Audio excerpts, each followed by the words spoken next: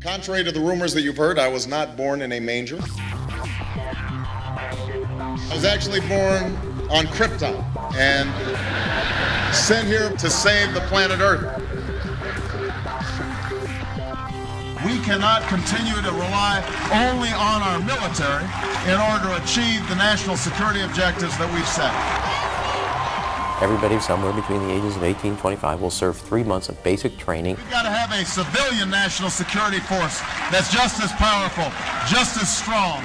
Yes, we can. Obama's healthcare plan will include coverage of all essential medical services. Yes, we can. Obama is a cruel hoax. He works for Wall Street. He's an agent of finance capital. Where did you come up with the number $700 billion? Here's the Treasury spokeswoman's quote. It's not based on any particular data point. We just really wanted to come up with a really big number. To Democrats and Republicans who've opposed this plan, I say, step up to the plate. A few members were even told that there would be martial law in America if we voted no. Secretary Henry Paulson is no George Washington. I don't think anyone questions, Mr. Kashkari, that you're working hard. Our question is who you're working for. Obama pledged that he would resume the Security and Prosperity Partnership talks between Mexico and Canada that President Bush initiated. The old boss is starting to look a lot like the new boss. Robert Gates is going to remain on the job as defense secretary for at least a year. Plenty of sources knew about this meeting, told us and others that it was at Hillary Clinton's house, but clearly it wasn't. We've got to give them a stake in creating the kind of world order that I think all of us would like to see.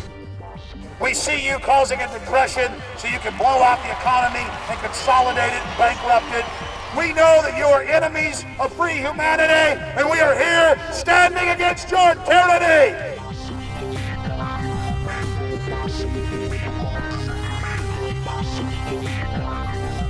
The Obama deception.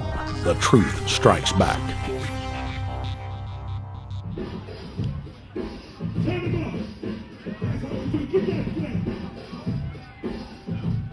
Barack is like the manager of Burger King. All presidents are, including Bush. It's like this, when your fries are cold, if your burger is not done right, you go back to Burger King, America, or your government, and you say, my burger's cold, I want new fries. First, you go to the cashier, that's the courts. You argue to the courts. The courts, if you can't get no justice with the cashier, you say, let me see the manager. I want to go to the Supreme Court. I want to see the president. The manager comes out. Hi, what can I do for you? Now the manager can override the decisions of the cashier, but you never get to see the franchise owner of Burger King. If you really have a problem with your burger, you need to go see the franchise owner. We need to go to the top or to the bottom. We need to go to where the real architecture of government is. And it's not in a president, it's in a global scheme. Politics in America today is identical to pro wrestling. And what I mean by that is, in front of the cameras and the public, we all hate each other. I'm going to kick my opponent's butt. I'm going to whale him from here to high water and beat the crap out of him. Yet behind the scenes, we all are friends going out to dinner. Went to dinner together. And it's all a work. All intermarried. Show business. It's showbiz. And that's what you have today in politics. The Democrats and Republicans aren't really opposed to each other. Left and right mean nothing. The only thing that counts is, are you working for Wall Street or you're trying to defend the people against the financiers?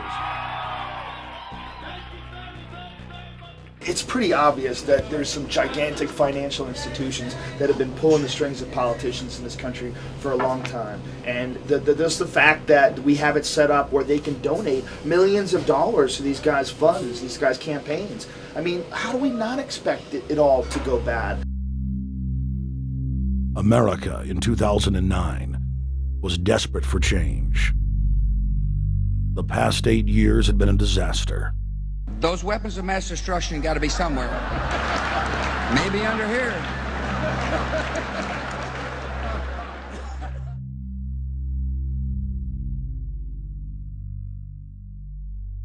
George W. Bush, who had claimed to be a conservative, had tripled the size of the federal government, shredded the Constitution, and destroyed the image of the United States worldwide. Nope, no weapons over there. Endless wars, over 1 million dead Iraqis, and more than 5,000 dead U.S. troops. The Patriot Act, warrantless domestic wiretapping and spying, the end of posse comitatus, the rise of the treasonous North American Union, a deepening recession sliding towards total economic collapse. These factors and other abuses had the American people in a state of panic for their future and the very existence of the United States. The elite were in trouble. The people were beginning to see through their facade, past their front man, and to the ruling elite behind the throne. For the first time in U.S. history, both parties were universally hated. Congress had a 9% approval rating. The globalist agenda had stalled. And then, onto the scene came a man who promised change. Change we could all believe in. Barack H. Obama promised to end the war and bring our troops home fast. He pledged to uphold the Constitution and to stop the federal government from spying on the American people. Candidate Obama told American workers that he was going to get them out of NAFTA and GATT, and he's already breaking those promises.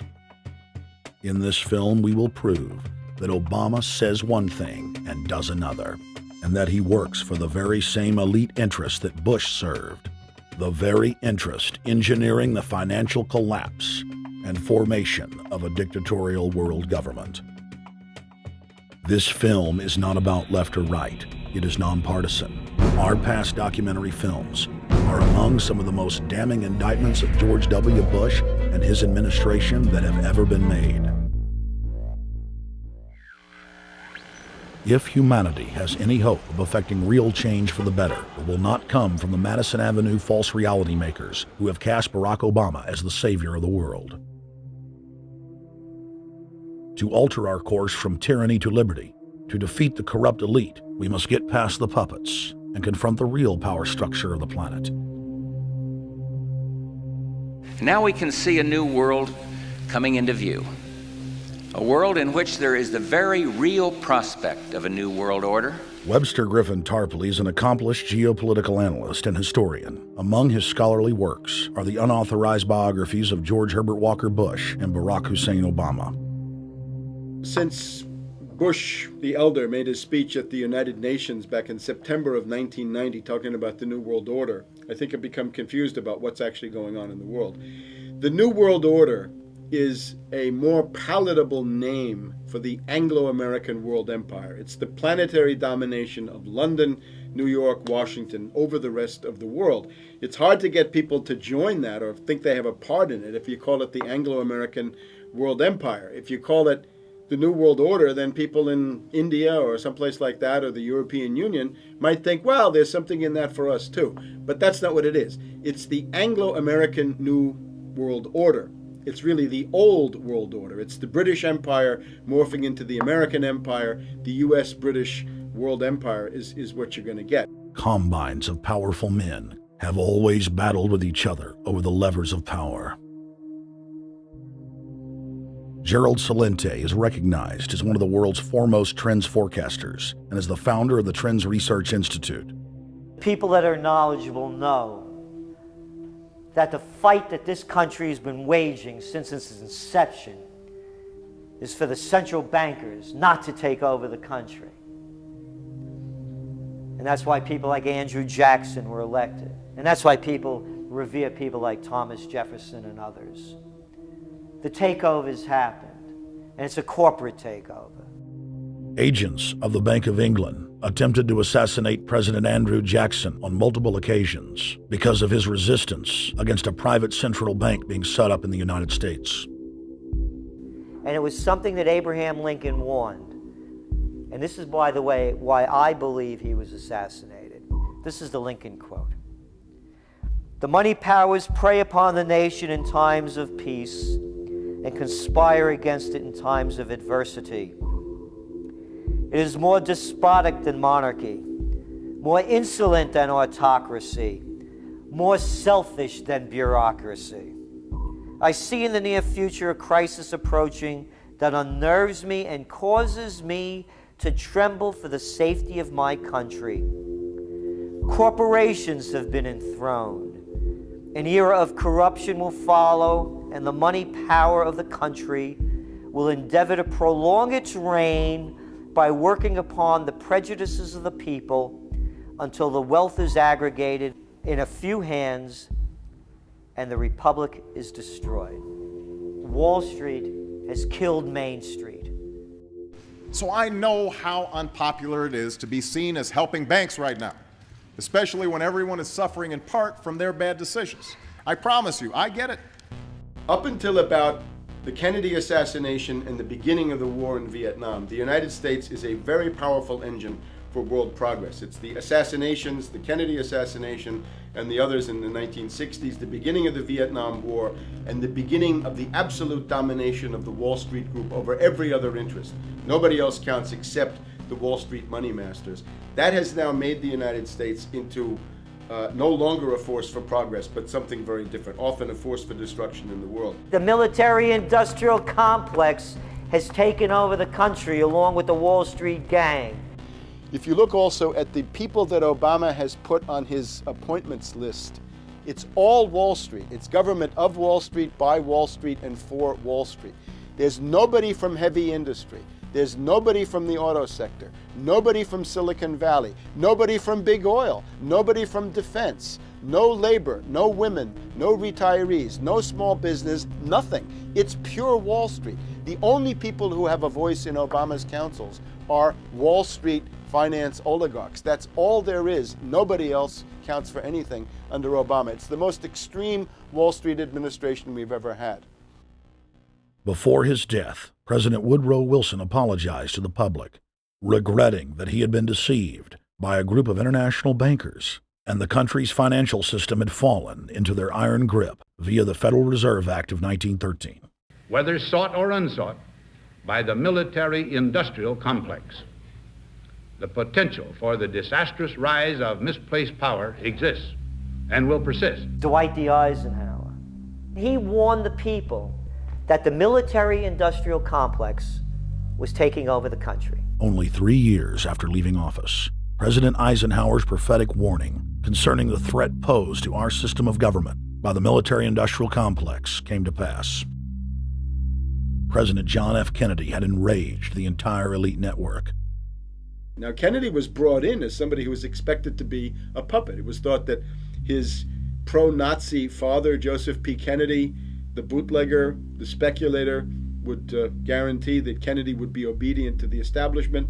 They thought that Kennedy was a sex maniac who could be manipulated through all of this, but it turned out that through his personal suffering, Kennedy had discovered a personal sense of himself which went beyond just being a puppet, and he began to think about things like economic recovery, world peace, having a space program, making deals with the Soviets, cutting the Federal Reserve down to size, and a whole series of other things. Executive Order number 11110, signed by President Kennedy, began the process of abolishing the private Federal Reserve. Kennedy was also pushing for real civil rights reform and had begun the process of pulling the troops out of Vietnam. The last time you had an actual president was Kennedy. The oligarchs took swift and decisive action. When John Kennedy attempted to take the government back from the robber barons, he was brutally murdered. The message to future U.S. presidents and leaders across the world was clear: do as you're told or die. John Fitzgerald Kennedy was the last true president of the United States. And until the globalists are removed from power, we will never have another real one. The other thing about the American presidency you've got to remember is that this is a puppet post. It's automatically going to be a puppet post. The idea that Obama is somebody who's going to come in and exercise real authority when he's obviously been chosen and given everything that he's got by these financiers. Presidents are now little more than corporate pitchmen who take all the political heat, while the controllers remain in the shadows, safe from public scrutiny.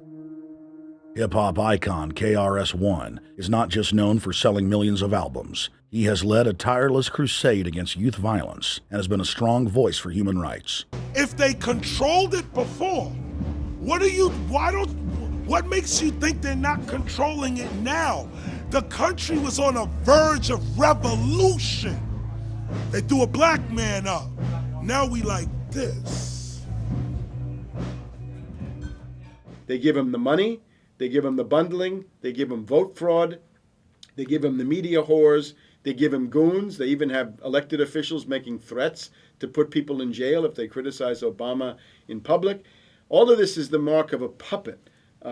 And that means that he is a puppet, actually more of a puppet than anybody else, more of a puppet than Mrs. Clinton would have been, even more of a puppet than McCain. He's the maximum puppet that we've had certainly since Jimmy Carter. They put a black face on the New World Order, and now we all happy.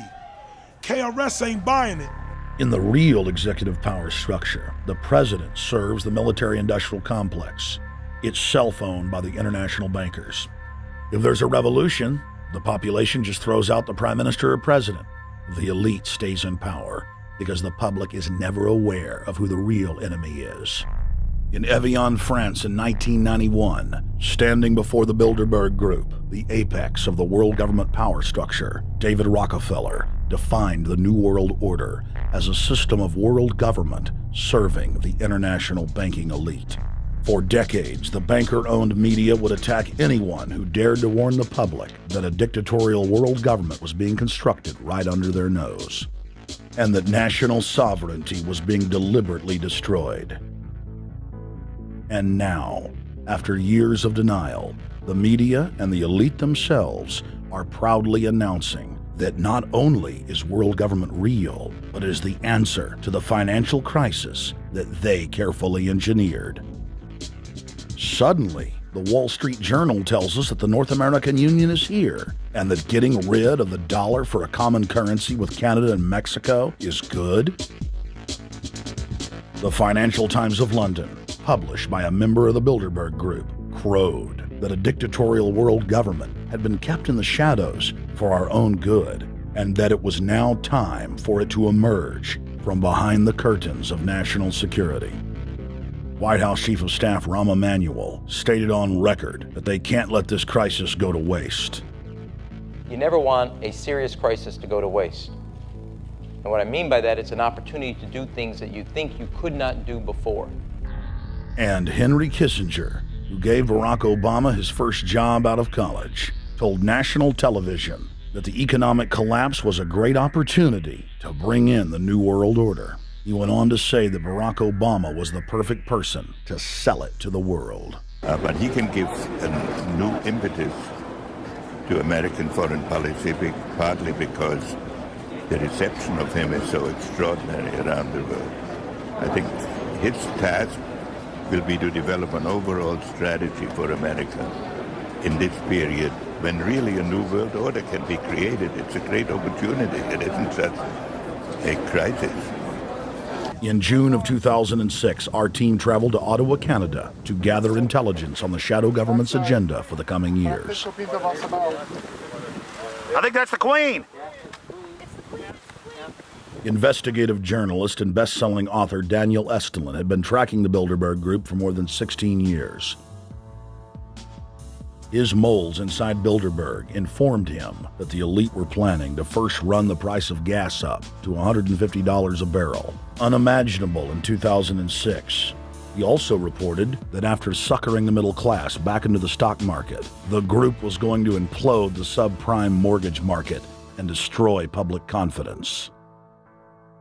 Well, one of the things that we're getting from this morning's conference. This morning conference was about the energy crisis, the price of oil. The afternoon conference, which started about 4 o'clock, 4:30, they were talking about one of the American delegates, I wasn't told who exactly it was talking about the the concern that the American citizens have had with the housing prices going down, so they're not investing that money. So what they needed to do is they needed to create the illusion that everything is going well. So what they're going to do over the next year and a half is to bring the market back up to 1998, 1999 levels.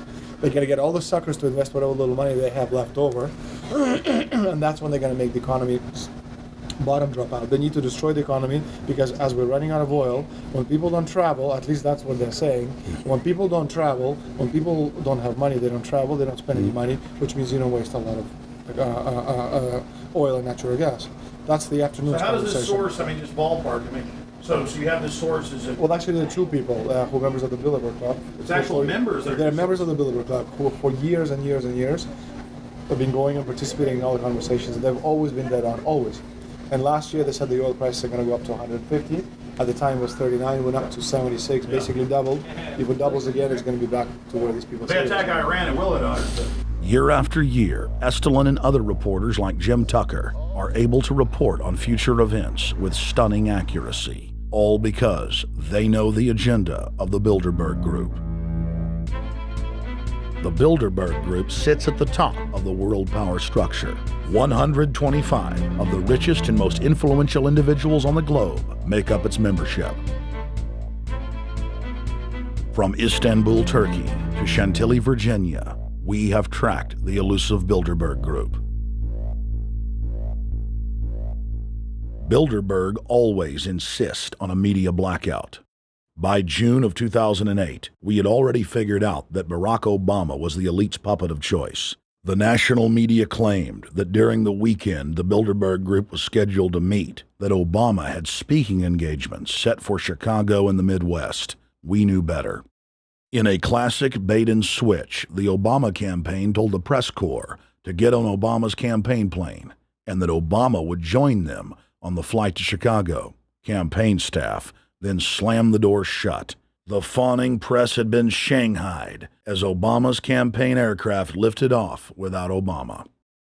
Robert, why were we not told about this meeting and that the senator wouldn't be on our flight until the doors were shut and we were about to taxi to take off? Again, we had a desire, Senator Obama had a desire to do some meetings. Others had a desire to meet with him tonight in a private way, and that's what we're doing. We set up these meetings. They're being done tonight. Again, Is there more than one meeting? Is there more than one person with whom? I'm not going to get into all the details of the meetings. I don't know that I've got a ton more different answers for all of your questions. Obama wasn't going to Chicago. He had a meeting to attend, a secret meeting.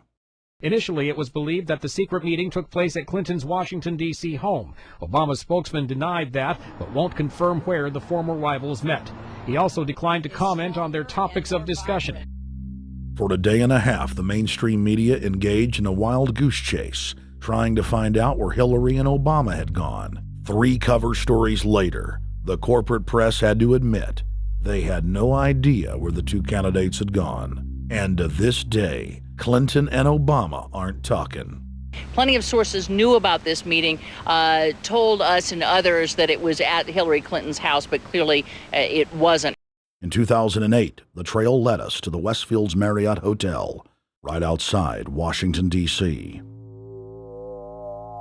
We just flew into Washington, D.C. We're driving to the Westfields Marriott. Tomorrow, the hotel's closed throughout the week, into the weekend for the Bilderberg Group meeting. We're going to check in the night before. They're going to kick us out tomorrow. So we're going directly into the belly of the beast. The hotel will be filled with at least 5 spy agencies: CIA, Defense Intelligence, Mossad, European Union security. We checked into the Westfields Marriott 48 hours before hotel guests were scheduled to be thrown out ahead of the annual meeting. The building was nestled in the heart of the military-industrial complex, with the National Reconnaissance Office and Raytheon just a stone's throw away.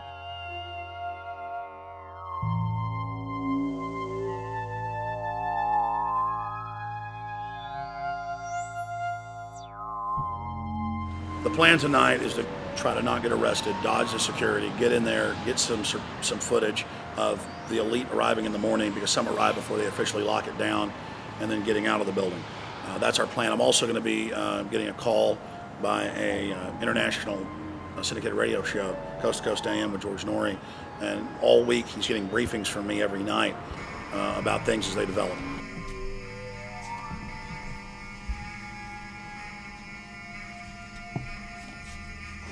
George, we're sitting here in the room. As the phone rings with your producer, Tom Danheiser, to put me on, the fire alarm goes off.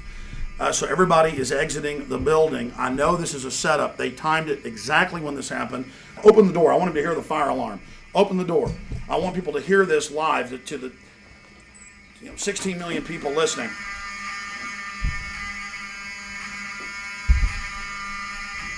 George, do you hear that? Now, they're going to use this as an excuse. The Westfields Marriott, right outside D.C. in Chantilly, they want to use this to flush us out of here. They're very upset. Everybody that covers Bilderberg, I was detained 2 years ago, interrogated, screamed at. They said Bilderberg was upset about me, wanted to stop us. This is guaranteed. Everywhere we go, we're followed. We have another hotel across town as a base of operations. They were there questioning us, getting in our faces. We're being followed everywhere. I need everybody's support right now. I pray to God they don't try to set me up. They may have tried to concoct this as some way to say, look, they didn't leave during a fire drill, assessing me, knowing I would stay and do the interview. But again, the moment the phone rang with Tom Danheiser, the moment the phone rang, the guys answered it, I'm standing there, the alarm goes off. It's going off right now. The guests are exiting the hotel out there. Of course, there's no fire. This is just absolutely insane. I noticed, too, that there was over 100 security people here today, but tonight we got back and it was a total ghost town, and this is what's insane. We have a security guy walk up to us 30 minutes ago, about 25 minutes ago, before this happened, and said, "What are you guys doing?" We said, "We're just walking around checking out the artwork in the hotel," which we actually were admiring, but we were also going around getting some footage. And they said, "Well, no cameras allowed." We said, "Fine." And then he said, "Yeah, we had somebody do a fire alarm a few weeks ago, and me and Rob, my camera guy, were on, why is he telling us about a fire alarm?" I forgot that part, George. These bastards have done this. I don't know how. They're planning to try to set us up or something, but this is incredible. We are here in the middle of this right now, George.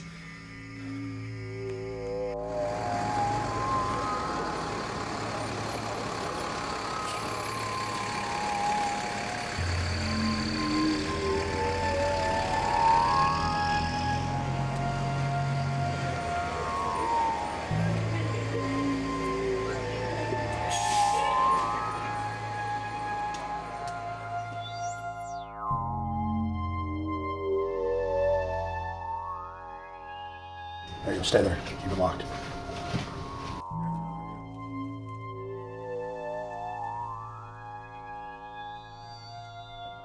Let's go. Let's get out of here now, Richard. Don't screw around anymore. We got out of here on exactly the right time. Is this the way out? Yeah.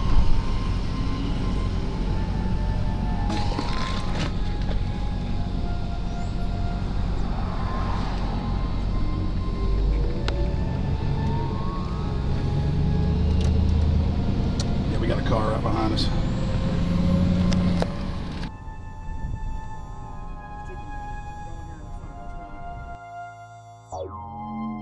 We made about, what, 5 turns and 6 turns, the same car's following us. Now he looks like he's following us into a...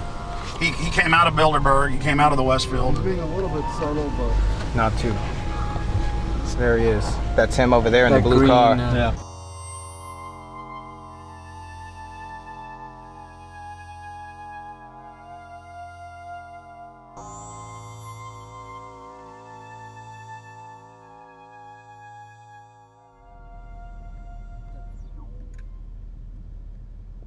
We're headed back to the Marriott here in Chantilly, Virginia, the scene of Bilderberg 2008. We successfully infiltrated the last day and a half inside, got out with some great stuff. We've been tailed, and now we're going back to cover the dignitaries, the elitists, as they arrive. And right now is the prime time for them to start arriving for the next 3-4 hours. We took about a 30-minute break. I'm sure we missed a few, but it doesn't matter. Because we've got scores of people that just organically are listeners, info warriors that are out here taking action. Taping us.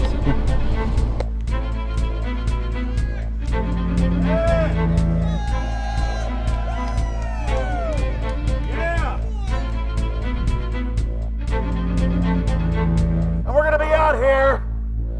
next 3 days, while you try to chart the future of our destiny, we're taking our destiny back. You're not our gods or our masters.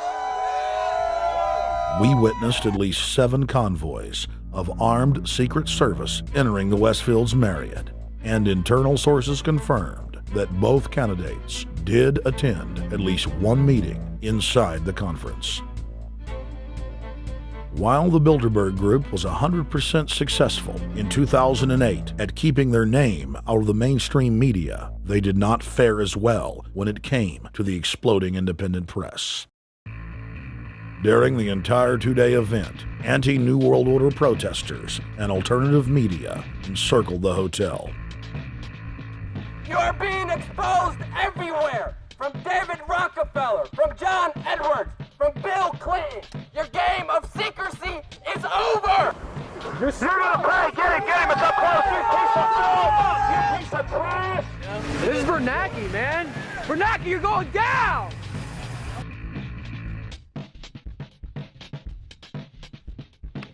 Obama, we know you're here, Obama. You cleared your schedule for the next 3 days. We know you're in Virginia. Arch criminals! New World Order scum! We are not your slave scum! Brave Americans came from all over the United States and bullhorned the main conference hall at close range as the global power brokers schemed inside. You are criminals! You control the central bank, you control the currency, and you're turning our beautiful country and world into a nightmare! The global elite are desperate to keep their organizational meetings a secret. They are keenly aware that if the population discovers that policy is being developed covertly by powerful special interest, the people will revolt. It is our duty to expose these criminals. It's a criminal act under federal law for federal officials to have private meetings to discuss world policy with non-federal workers.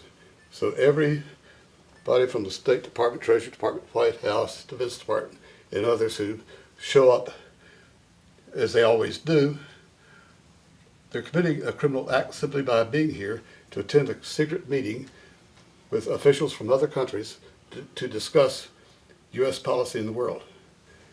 So literally it's a criminal act.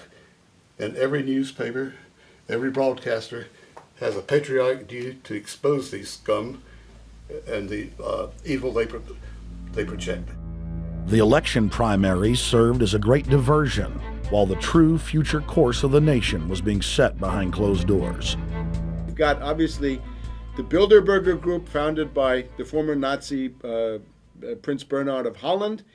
You've got the Trilateral Commission, founded by David Rockefeller's Zbigniew Brzezinski. They're the ones who ran the Carter administration. Everybody in the Carter administration, from Carter and Mondale and Volcker and Brzezinski, were all members of the Trilateral Commission. Founding member of rap sensation Public Enemy, Professor Griff, gave us his view of the Obama phenomenon. Barack Obama's been given a pass by the Blue Bloods.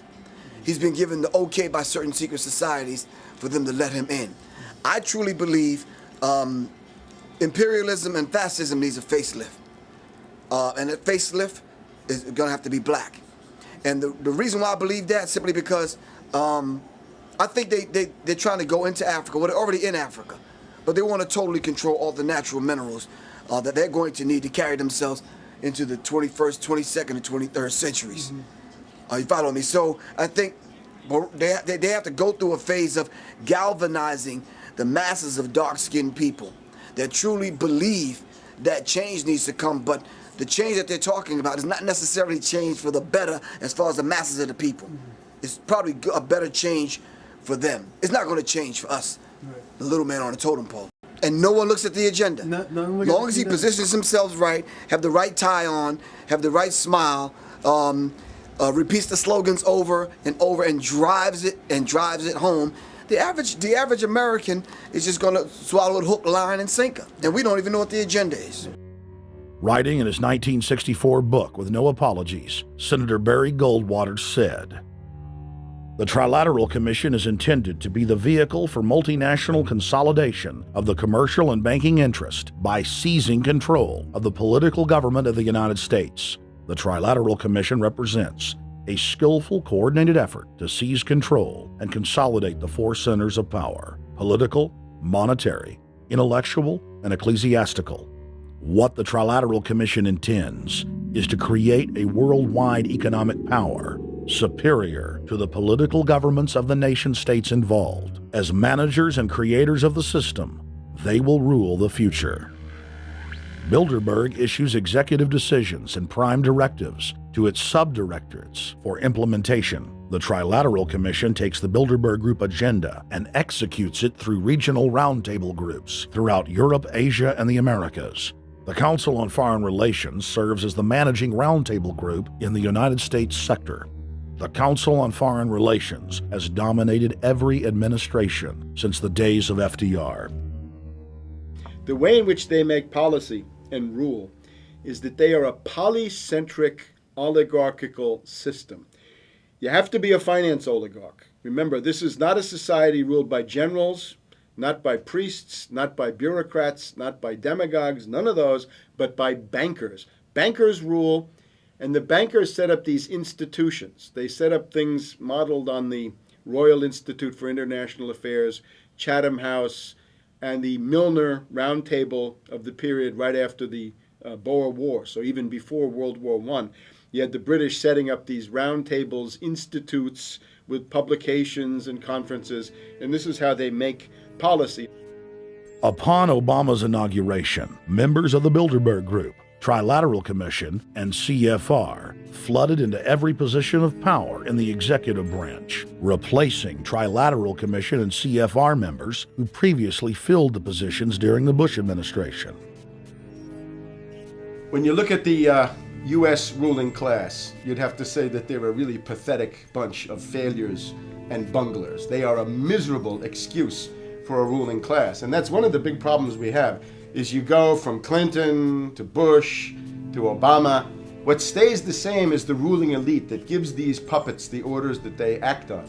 And these orders are wrong-headed, let's say, to say the least. They're basically bankrupt. They're going to lead to the collapse of this civilization. What they're doing is using the existence of the United States as a formerly powerful nation state to act out their Wall Street fantasies of world domination and maintaining their capital structures and maintaining their system of looting. And this can't be done. So the basic question is, they've hijacked our country and you got to take it back from them. You've got to drive Wall Street out of the government, and at that point you'd have a reasonable chance of getting back to prosperity and some kind of peace and order in international affairs. We had a chance to speak with economist and author George Humphrey. They have created a power elite. And we're not talking about the millionaire down the street. You can't even be a member of their club unless you're a multi-billionaire. And friends, this is not about rich versus poor. This is about a very, very small handful of the worst criminal element on this planet, manipulating and destroying the good people of this nation and of this world. About this Obama with change. Look at the people he's put in to mastermind the economic recovery. Larry Summers. I love it. Every time they talk about Larry Summers, he's always brilliant. He's another brilliant one. He's the one that helped dismantle the Glass-Steagall Act, the banking act that was put in place in the 1930s, so the banks couldn't become the banksters that they become. In the 1990s, you had the beginning of the derivatives bubble, thanks to people like Alan Greenspan, Rubin, Summers, a lot of the people who are now back in the Obama administration. And the derivatives, I think, are the centerpiece of this entire problem today. These are the same people, Geithner from the Treasury Department. Could you imagine that? Now we have the U.S. Treasury Secretary, who also is a Robert Rubin protege of the Larry Summers Group, that dismantled Glass-Steagall and broke apart the regulations that would have prohibited the banks and brokerages from becoming these criminals. He was the former president of the New York Federal Reserve, And now he's our Treasury Secretary? And as we all know, the Federal Reserve is as Federal Express. It's a private bank. And now we've put this guy in charge of it? I mean, Wall Street has hijacked Washington in broad daylight. Every single one of his appointments support the status quo. Every one of his appointments are there to screw the American people. Every single one of his appointments are people who are working to bring down the Republic and the Constitution of this country. Secretary of the Treasury, Timothy Geithner, Bilderberg Group and Trilateral Commission member. Secretary of State, Hillary Clinton, is a Bilderberg and CFR member. She is also married to Trilateral Commission member William Jefferson Clinton. Ambassador to the United Nations, Susan Rice, Trilateral Commission.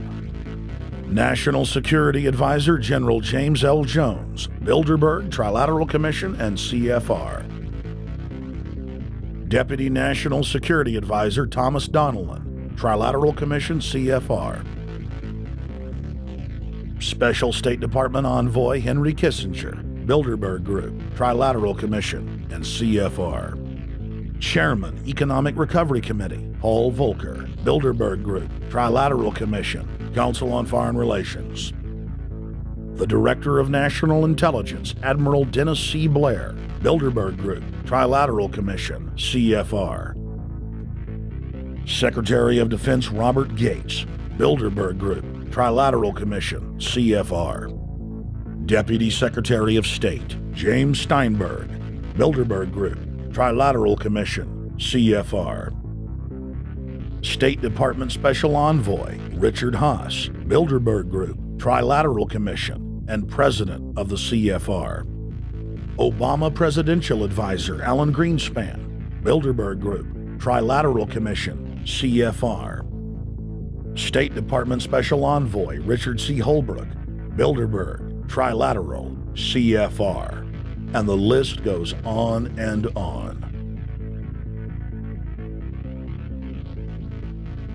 Even if Barack Obama were the most wonderful person in the world, he was groomed and brought to power by the global elite to carry out their agenda. Humanity must look past Obama and realize that presidents come and go, but the shadow government and their program of global enslavement continues. How could people be so stupid and gullible to believe a bunch of political people? So people who voted for Obama were trying to express, I think, first of all, something worthwhile. The hatred for Bush, Cheney, the neocons, the desire to punish the Republicans for their adventures, their police state, and their economic depression. The second question was on the economy. People felt that Bush was selling them down the river into a world depression. He is, of course, the new Herbert Hoover in that regard, so they were trying to get something different from that.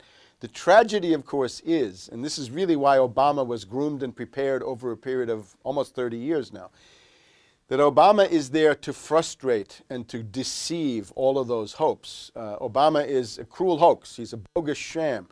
He's an absolute denial of everything that you'd expect from an American president. It is very disturbing to see well-meaning people falling for high-tech propaganda over and over again. It happened after 9/11. The American people en masse were swept into a mob psychology, irrationally throwing their common sense to the wind and doing whatever the administration told them to. The general public eventually caught on to the fact that George W. Bush was a deceitful thug and that the economy was in freefall. In the midst of it all, Barack Obama was there, speaking out against the abuse of the people at the hands of the establishment. With the election of Barack Obama, the world rejoiced that the United States was no longer in the hands of madmen. But unfortunately for humanity, this was another vicious fraud. I want to like the guy. He speaks gently, he's intelligent, he seems to be a man of peace. He is just as charismatic as they come. But you know what? Is that a tree is really, really measured by the quality of its fruit. And when you kind of put away all the flowery words, when you put away all the rhetoric, when you put away all the rock and roll music, What he does is what's important for the people of this country, starting with the truth. Obama is notoriously a liar. He promised that he would get out of Iraq, I think within 16 months at some point. We had Samantha Power telling the Scotsman that he wouldn't be bound by those promises, and sure enough, he's now not going to be bound by those promises. Obama pledged in hundreds of speeches and interviews that within 6 months of being elected, he was going to bring our troops home from Iraq. But after he was inaugurated, the story changed. Now he said that they would look at bringing some of the troops home in 16 months. 2 weeks later, his story had changed again. Now the administration would look at bringing the troops home in 23 months. Well, Obama's already fudging. He's fudged since day one in this election, where he first said we're getting out. Well, now it's a timetable, and now it's da-da-da, because they're getting to him. They're understanding that, and he ain't going to be able to get him out because people more powerful than him got us in. When he first ran, remember, he was going to take the troops out. I get in there, troops come home. Day one. There is no military solution in Iraq, and there never was. I will begin to remove our troops from Iraq immediately. And then that went to 16 months. And now he's going to add, they're saying, another 30,000 or more troops to Afghanistan. Next, he sent 30,000 more Marines to Afghanistan, doubling the total number of forces in the crosshairs. Barack then announced that he was going to move missile systems into Eastern Europe to encircle Russia. But after all, what should we expect after he kept Bush's Secretary of Defense Robert Gates? The outcome of this policy is if you're constantly meddling near the Russian borders with these fascist creeps, IMF, NATO agents like Yushchenko of Ukraine, or Saakashvili or Georgia, or these Kaczynski twins in Poland, or various collections of people in Latvia, Lithuania, Estonia, you're tied to these gangsters, and if they decide to start a war, that rapidly escalates into thermonuclear World War III. This is worse than the neocons. Bush and Cheney never got as far as Brzezinski, Soros, and the other people running Obama. Barack Obama swore that he would vote to repeal the Patriot Act, but then he voted for its reauthorization. Obama decried the Bush administration's illegal warrantless wiretapping of the American people. Then he voted to legalize it. Obama pledged that he would filibuster any attempt to give retroactive immunity to the telephone companies, the telecom companies, except he then turned around and voted for that bill. Most people don't know, for example, that he voted to reinstate the Patriot Act and more government wiretapping. Candidate Obama told desperate factory workers in speech after speech that he was going to renegotiate NAFTA and GATT to make it more fair for American workers. It is absolutely true that NAFTA was a mistake. But then his campaign was caught sending out memos to top corporate leaders, telling them not to worry and that it was just campaign rhetoric. We had Obama saying, you know, I'm against free trade. I don't like NAFTA and all those free trade sellouts. We had Austin Goolsbee going to the Canadian diplomats and saying, don't mind him. He's just popping off. That's just election era rhetoric. Doesn't mean anything. Presidential candidate Barack Obama was publicly criticizing the North American Free Trade Agreement in a bid for votes, but privately telling Canadian officials not to worry about it. He said that he was going to bring us peace in the Middle East. He said that he was going to bring us transparency and a balanced economy. He said that he was going to not have lobbyists. He said he was going to clean up government. He said he was going to work for the environment. And point by point by point, within the first month of his inauguration, he has lied and deceived and cheated the American people. The people of the United States and the world were filled with hope that Obama was the real deal when in his first week in office he signed an executive order supposedly closing Guantanamo Bay and other secret prisons. Then the press actually had a chance to read the executive order and were shocked to find that the executive order only said that Obama was thinking about closing Guantanamo in a year. But worst of all, the executive order continued the practice of rendition which the LA Times called secret abductions. They don't know. They think that he's signed off immediately on closing Guantanamo, but he's allowing prisoners now to be taken to foreign countries and not knowing where they're sending them and to be tortured in foreign countries. They don't know that they kept that provision in there. Obama is now continuing the practice of secret arrest, secret prisons, and most importantly, indefinite detention without trial. When a British high court said that it was preparing to release secret British and U.S. torture orders that prove that the Bush administration was ordering personnel to systematically abuse detainees, Barack Obama threatened to cut off all U.S. intelligence ties to England. To add insult to injury, he stated that the program was important to national security, not only endorsing Bush's crimes, but continuing them. Obama voted for a reinstatement of the Patriot Act. And by his early deeds already, again, as we saw with the issues of retention, he's willing to send people that have been charged with nothing to be tortured to so-called get the truth out of them. If the makers of this film attempted to cover all of Obama's lies, this documentary would never be released because there are new ones every day. So in the interest of time, we're going to cover one more big one. Barack and his handlers made the cornerstone of his campaign, keeping lobbyists and donors out of his administration. Within hours of being elected, Obama did a 180 and filled the White House and federal government with lobbyists and donors at all levels. Obama picked William Lynn, the top lobbyist for Raytheon, to fill the #2 position at the Department of Defense. Timothy Geithner, former president of the private Federal Reserve Bank of New York, was picked by Obama to be Secretary of the Treasury.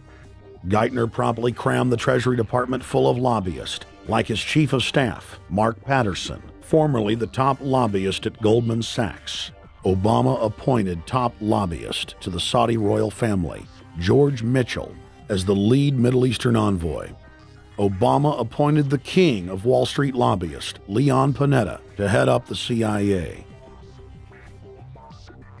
Obama tapped Tom Daschle, top lobbyist for healthcare firms, to run the Department of Health and Human Services, and the list goes on and on. Then, 3 weeks into his administration, Obama launched a new lie, more outrageous than the previous.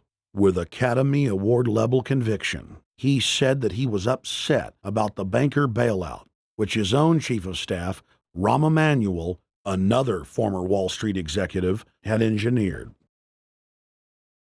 Obama said that he had signed an executive order capping the CEO's salaries of those who had taken the bailout money.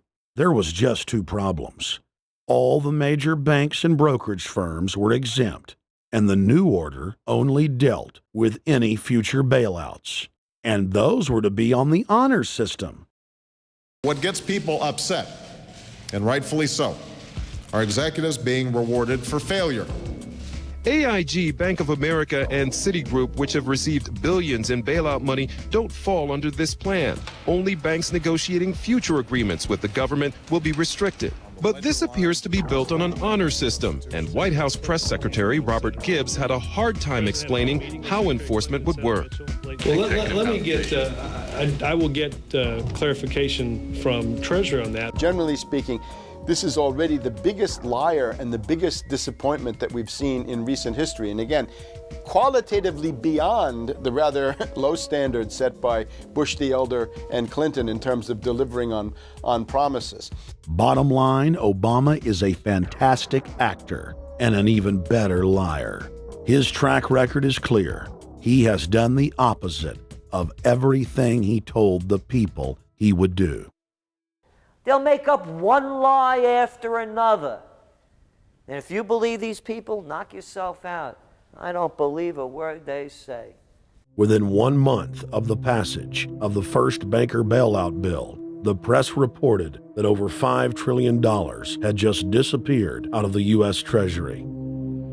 By December, the amount of money that had been stolen had reached $8.5 trillion. The leadership of both political parties circled the wagons and would not discuss where the money had gone. In the Fed! In the Fed! In the Fed! In the Fed! Informed Americans protested the private Federal Reserve System at all 38 of their regional governorship offices. Arrest Bernanke and Mossad! Arrest all the criminals that stole the banker bailout money! It was refreshing to see people standing up against the real power structure, not being distracted by the elite's frontmen like George W. Bush and Barack Obama. We traveled to Dallas, Texas to cover We the People taking on the real enemy. Hey, I want to talk to the workers up there on the parapet. The ones smoking cigarettes that just jumped back. You're with the American people, we know that. But understand, ask the workers inside. You're not in a federal government building. You're in a private Federal Reserve that uses that name as a fraud. That'd be like if my first name was Federal Reserve Jones. I'm still not the federal government. I'm not a federal agency. But if I said my name was Federal Reserve, I could go out and pay off politicians and get them to allow me to get into power so I could issue the currency and credit, and then I could buy up the world. That's what these criminals have done. A lot of people think that the Federal Reserve is already part of the government. They're not. It's controlled by cliques of unelected, unaccountable bankers meeting in secret. Most of these people have never even been through the formality of a Senate hearing or a Senate confirmation.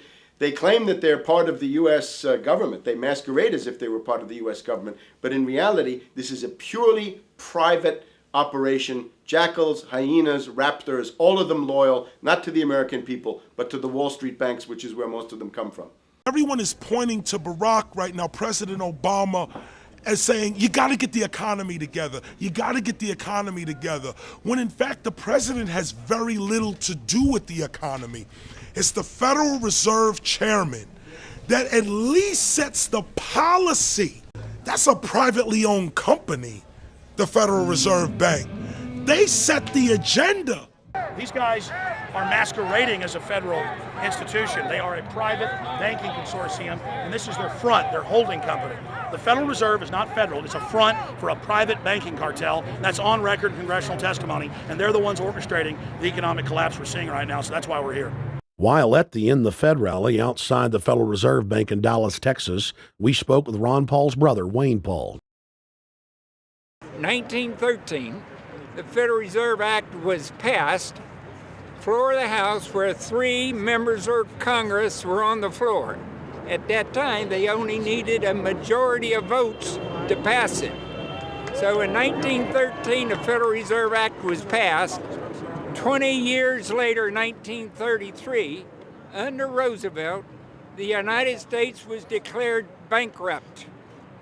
And in 1933, the Federal Reserve Private Bank says, okay, USA, what are you going to pledge as collateral on the debt you owe me?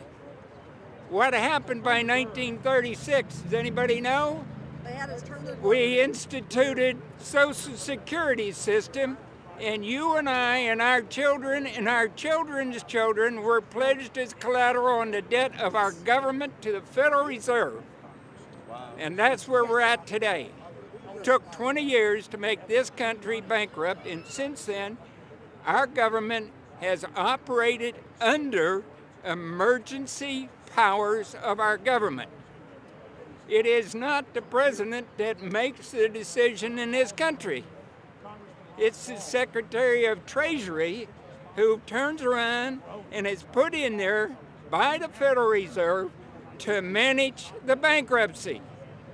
We've been in bankruptcy ever since.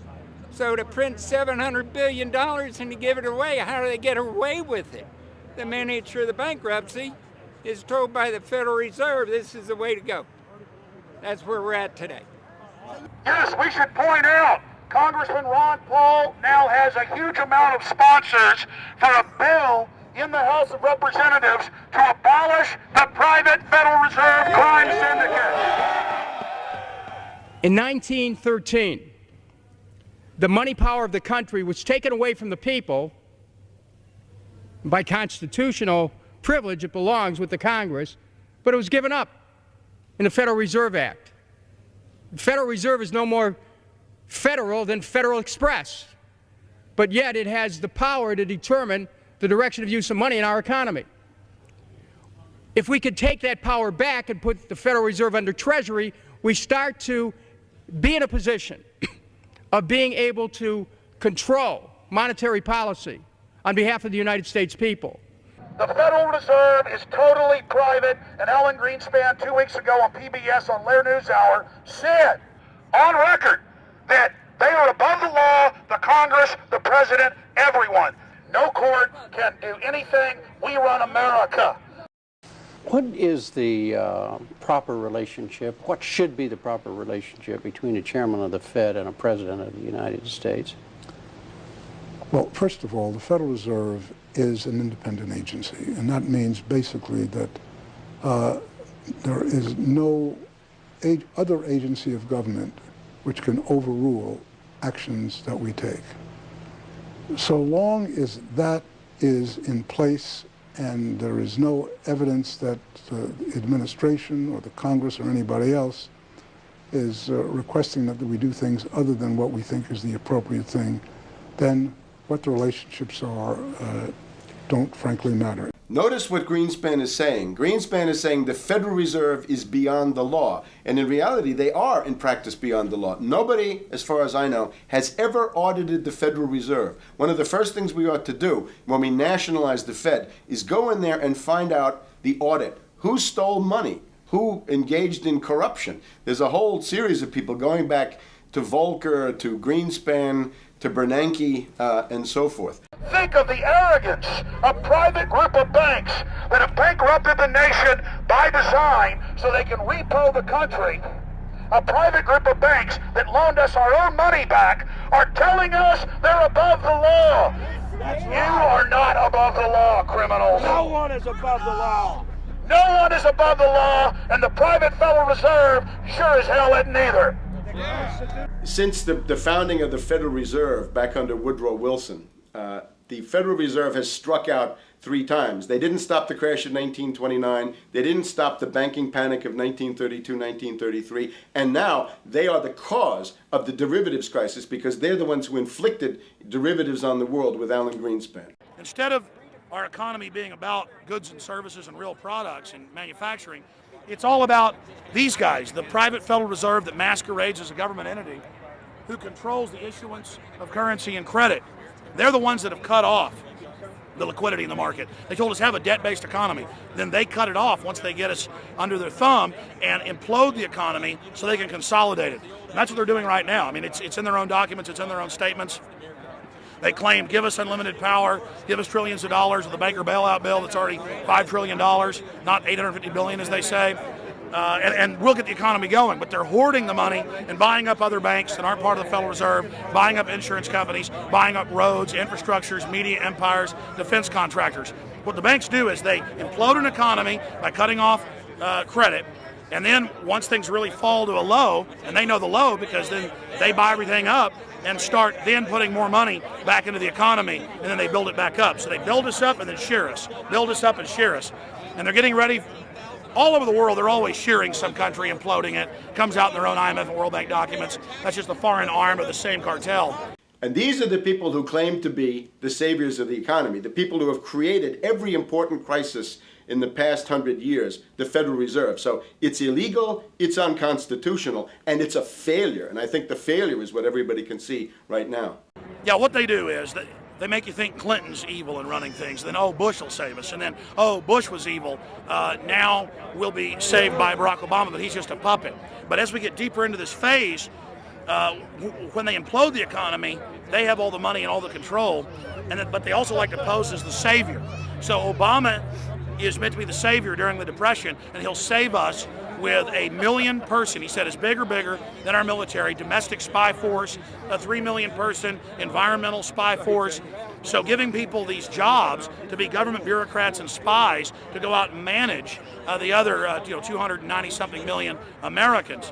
And so this is classical fascism. The communists also do it. Any vertically integrated command and control authoritarian system does this. So they're openly following what the same group of banks did in Germany, Russia. It's in the Communist Manifesto to have a private central bank, because the private central bankers actually wrote the ideas that they had Marx and Engels put out. People go, well, why would the banks want communism? It doesn't exist. They rape us, they consolidate us, they put us into work brigades, they make us slaves, and they say it's a people's paradise. Look at it, boy, you're really doing good. And then they transfer all the wealth of the nation offshore. The globalists are outside all the nations. That gives them safety, and they play countries off against each other. And so that's what we're facing and dealing with. And so they're bringing in classical, hardcore tyranny in the U.S., but we have the internet. We've grown our numbers. The alternative media has exploded. That's why they're trying to move in to shut down and regulate and tax the web, but it's too late for them. They're playing in the 19th century, 20th century rules. It's the 21st century, the century of resistance to tyranny. And so it's going to be one hell of a fight with the people and free humanity on one side and the New World Order on the other. And every one of you out there counts, needs to be involved in this fight like nothing you've been involved with before, because this is life and death. Everything depends on exposing these people. Everything depends on showing the people that this is the New World Order, this is the criminals. We're dealing with the king rats here, the people that are carrying out tyranny worldwide. And either they fall or we fall. Either worldwide darkness and a new age of tyranny and oppression and with a scientific overlay, or a new age of liberty and freedom and a new renaissance. The choice is the people's out there. Okay, we can tell you what's going on. You can check it out for yourself and find out it's true. But don't wait. Investigate now. Get involved now. Go out there and reach out now. We don't have time. If you're looking for the solution, look in the mirror.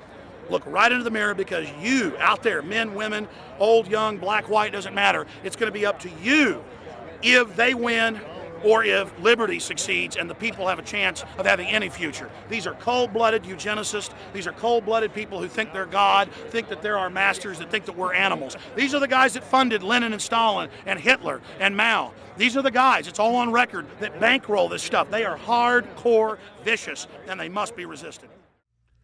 You're watching The Obama Deception. We're going to go right back to the film in just a minute. But I wanted to take some time out in the middle of the film to encourage all of you that are watching it online right now to go to Infowars.com and purchase a high-quality DVD of the film.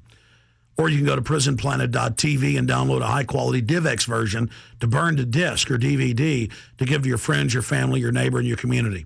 I also want to challenge all the viewers out there to take time out to write notes as you watch this film and to check all the claims that we've made for yourself, because I'm confident in the information presented here. And I want you to not trust me, but to know for yourself, to know in fact that Obama is a betrayer and a liar, a Judas goat, a Trojan horse to bring in the one world government.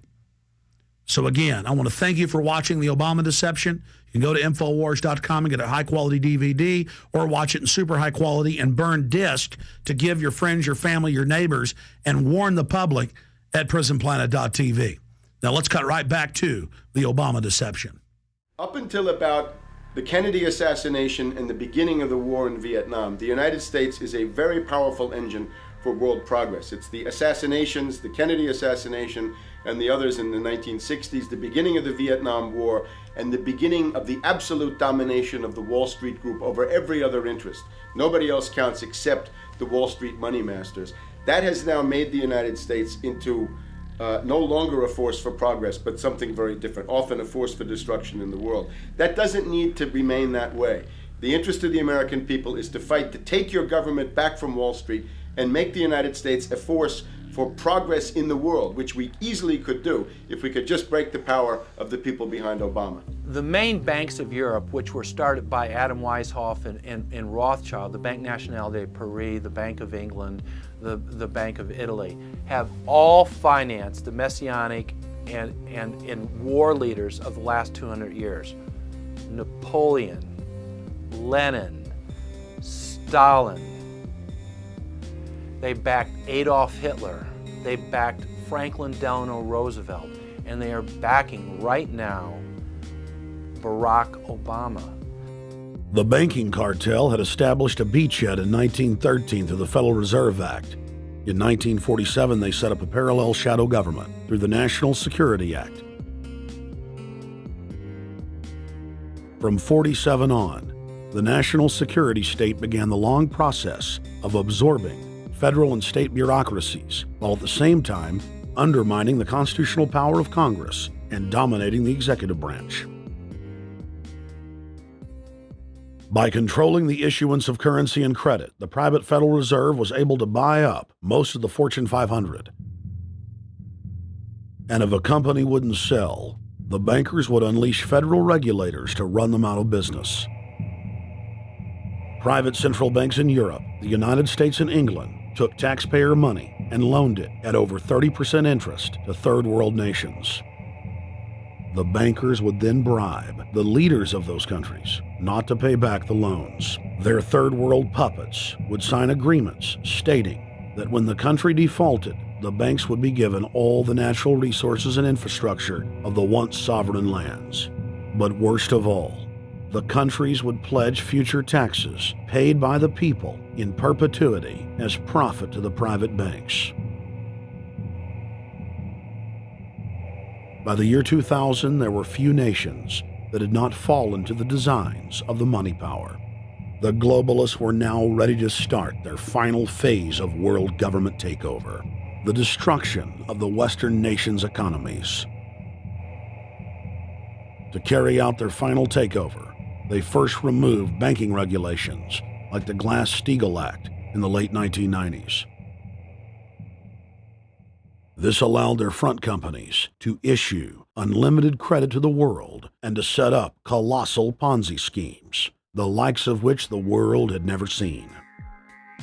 The scams were advertised by the controlled corporate media as completely legitimate. Because of the fantastic returns, private investors, corporations, state and local governments invested heavily. They had taken the bait, hook, line, and sinker. To destroy confidence, in late 2007, the bankers themselves began to badmouth the scams they had created. Next, the central bankers cut off the tsunami of fiat money that they had been using to pump up the bubble. When Congress and the public refused to write the finance oligarchs a blank check, the bankers began to engage in financial terrorism. They said that the world would go into another Great Depression unless their demands were met, further destroying confidence. The stock market instantly had its biggest one-day loss in history, but even that wasn't enough to force Congress to capitulate to the offshore banks. Senator Inhofe of Oklahoma and Congressman Brad Sherman of California, amongst others, told the world that the entire Congress had been threatened with martial law by the White House and the Treasury Department if they didn't pass the so-called banker bailout bill. The only way they can pass this bill is by creating and sustaining a panic atmosphere. That atmosphere is not justified.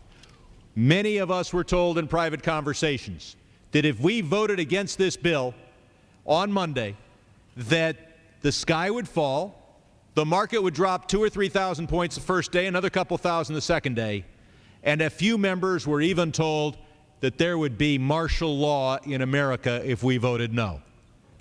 That's what I call fear-mongering. Unjustified. The final version of the bill was kept secret from the Congress until minutes before the vote on October 3, 2008. The Federal Reserve had promised total transparency, that every dime would be accounted for. To Democrats and Republicans who've opposed this plan, I say, step up to the plate. Let's do what's right for the country at this time, because the time to act is now, to prevent the possibility of a crisis turning into a catastrophe. After its passage, the public learned with horror that the bill was really a financial coup d'etat by Wall Street. The bill didn't just give $700 billion to the banks. It was a blank check. And as of February 2009, $9.7 trillion has disappeared into a black hole.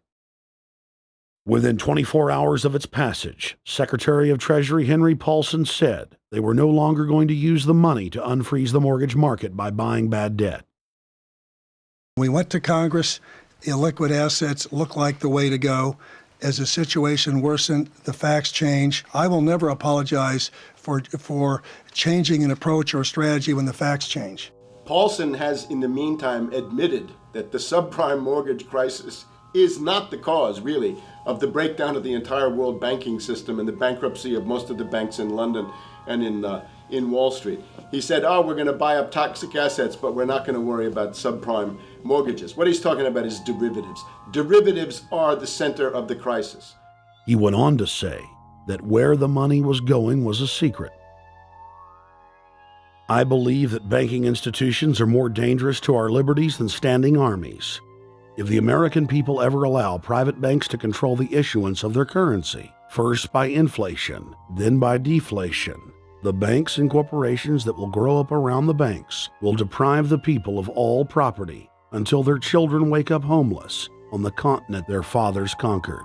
The issuing power should be taken from the banks and restored to the people, to whom it properly belongs. Thomas Jefferson, 3rd President of the United States. Secretary Paulson came in with the Vice President and Fed Chairman Bernanke and made all these assurances that there was absolutely a critical, immediate need to get rid of the corrosive derivative products, all the different names for this, ubiquitous, sub-S, retraded credit default swap, blah, blah, blah, blah, okay? But they talked about them as though they knew what the hell they were. You got the money and you immediately said, what items, what auction? Now, the Treasury just basically cut that out of the bill. And what we have here is a situation where banks are hoarding the money that they're getting from the TARP. They're using the money to purchase other banks. And all of a sudden, the Treasury sent a signal to the banks, forget about it. We're going to give you the money that you want, and you do what you want with it. Unless you direct it specifically, it's not going to happen. I don't think anyone questions, Mr. Kashkari, that you're working hard. Our question is who you're working for. Throughout its passage, President Bush and Senator Obama worked in tandem to get Congress to pass the bill without even having time to read it, despite the fact that in major polls, 98% of the American people were against the bill. The leadership in both parties were for it. And I really want to commend Barack Obama, because as we were involved in the this and that and different provisions of the bill to persuade people, he really gave them confidence that this was the right decision for the American people, even though it wasn't, in our view, a great bill for them to vote on. I want to take a particular moment to also thank the individual who's not here, and that is Barack Obama, who made numerous calls not only to all of us, but to members of our caucus, and helped us gather the votes on the Democratic side to pass this legislation. Bankheads then bragged to the press that they were hoarding the bailout money and using it to buy up smaller, healthy banks and insurance companies. Their plan was working like a charm.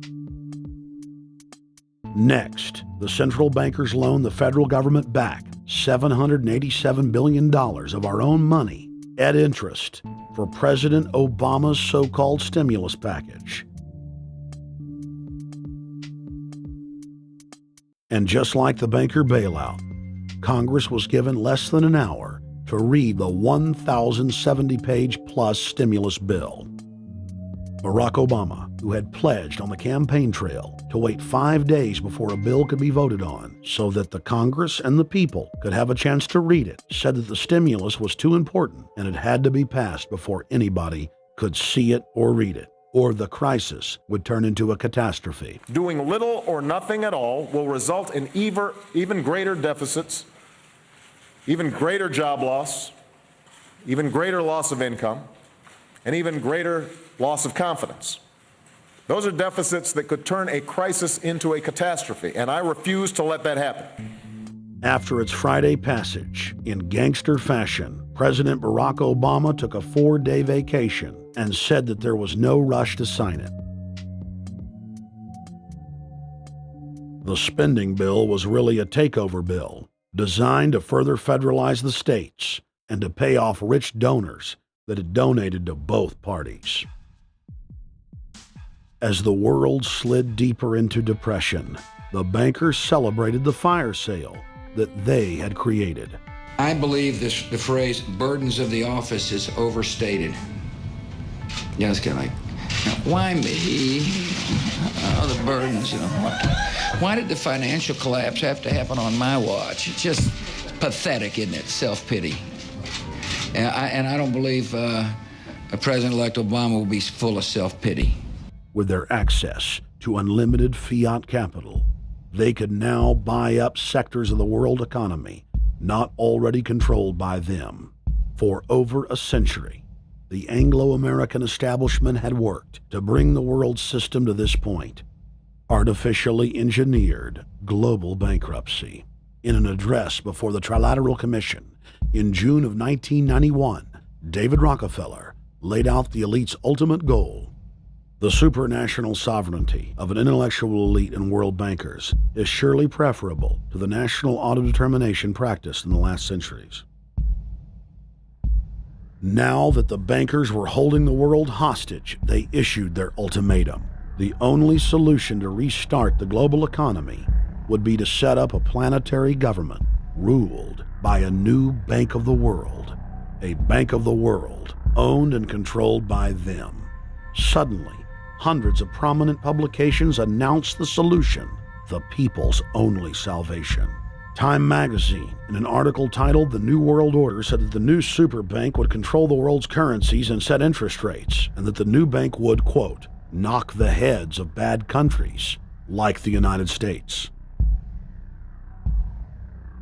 At a meeting of central bank heads and finance ministers dubbed Bretton Woods II, the plan for world government was unveiled by the very bankers that had engineered the collapse. Formerly sovereign countries would now pay their taxes directly to the banking cartel.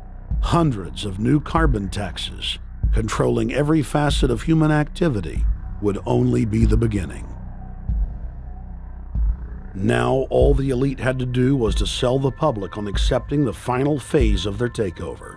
And it's Obama's job to sucker the public into standing down so the bankers' agenda can move forward unhindered. Never before in U.S. history has the media gotten behind a president like they are behind Obama. The press has pulled out all the stops, bestowing a crown of infallibility upon Obama as the savior of the people. The elite are betting everything they've got on Obama's charisma and hoping that he can sell the world on their program of tyranny. Yes, there have been differences between America and Europe. No doubt there will be differences in the future. But the burdens of global citizenship continue to bind us together. A change of leadership in Washington will not lift this burden. In this new century, Americans and Europeans alike will be required to do more, not less. Partnership and cooperation among nations is not a choice. It is the only way. We've got to give them a stake in creating the kind of world order that I think all of us would like to see. In truth, Obama is not simply continuing George W. Bush's policies. He is radically expanding them. I thank President Bush for his service to our nation. This film has documented the painful fact that Barack Obama's agenda is the complete opposite of what he has claimed it to be. Now we will reveal what Barack Obama and his controllers' true agenda is.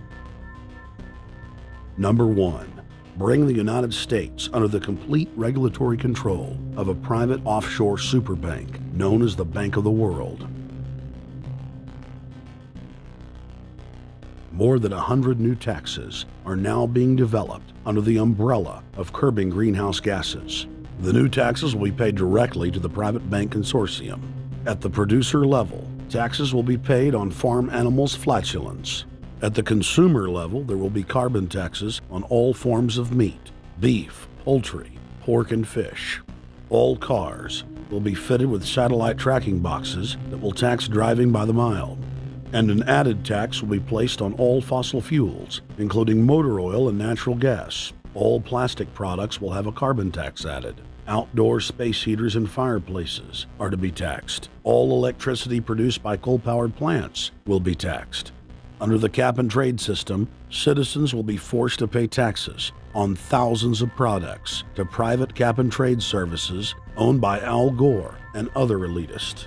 There will be taxes on light bulbs, water, trash pickup, air travel, train travel, bus, ship, medicine, steel production, mining, clothing, laundry, asphalt are just a few of the new taxes to be levied. But to truly transform our economy, to protect our security and save our planet from the ravages of climate change, we need to ultimately make clean, renewable energy the profitable kind of energy. So I ask this Congress to send me legislation that places a market-based cap on carbon pollution and drives the production of more renewable energy in America. That's what we need. The notion of anthropogenic global warming is a fraud. In other words, the idea that the planet is getting warmer and that human activity is somehow responsible is a pseudo-scientific fraud. It's a big lie. It's a monstrosity. Remember the Nazis, they had race science, race hygiene. They said Aryan blood is different from any other kind of blood. This was, of course, idiocy, a fantastic piece of nonsense. Today, we got something similar. Global warming caused by human activity, and the answer to that is carbon tax plus cap and trade, according to the wishes of Al Gore, Prince Charles, and basically the entire world banking community, the world oligarchy. What they're trying to do with that is to perpetuate the current system where bankers rule the world, financiers rule the world, and the rest of us get the crumbs from the table.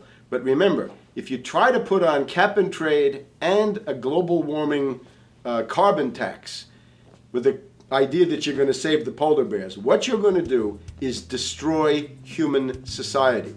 You're going to cause genocide on a massive scale. The deaths will be measured in the hundreds of millions and indeed in the billions. Just the idea of global warming means that there'll be no development for Africa, no development for the poorer parts of Southeast Asia, and no world economic recovery of any kind ever in our entire lifetime. So it's important to expose and fight the pseudo-scientific fraud of global warming. One more point about this. You don't need a climatologist to know that this stuff is a fraud. I'm a historian. I can tell you, in the last 1,000 years, we had a period of very warm temperatures called the medieval warm period, where all kinds of grapes and semi-tropical stuff was growing very far into the northern hemisphere. That was about 1100, 1200. It happened to correspond with an all-time maximum of sunspots. Right now, we can say that we're going into another maximum period where there'll be some warming, but we're well within the limits of the medieval warm period. About 1600 to 1650, there was an ice age in northern Europe. The North Sea was filled with ice. The German and Dutch ports and the English ports were filled with ice.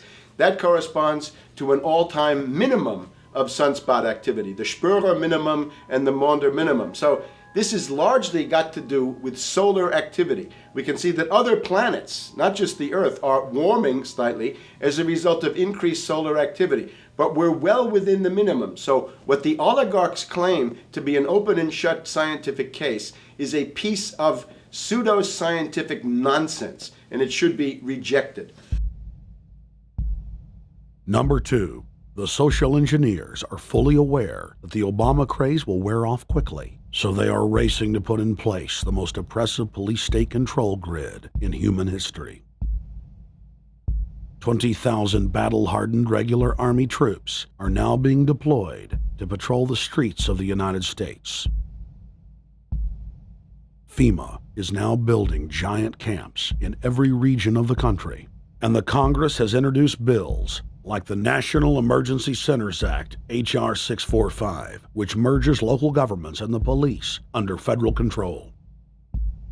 And as we all know that have watched these things, they're ready for the riots. With these detention centers that are being opened up around the country, with state police training for riot control in the event of economic calamity and food riots, they know what's going on and they're prepared for it. So people better also prepare for it themselves. Anyone that's not prepared for what's going to happen, they deserve what they get, because there's enough information out there pointing to the problems, and they should take all precautionary actions.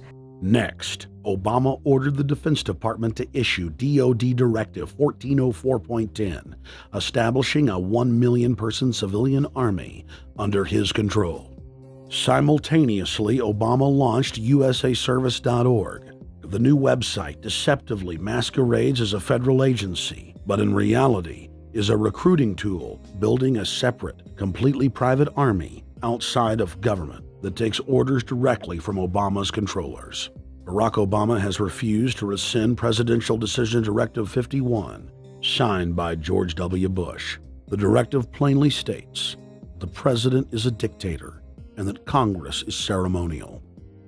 We cannot continue to rely only on our military in order to achieve the national security objectives that we've set. We've got to have a civilian national security force that's just as powerful, just as strong, just as well funded.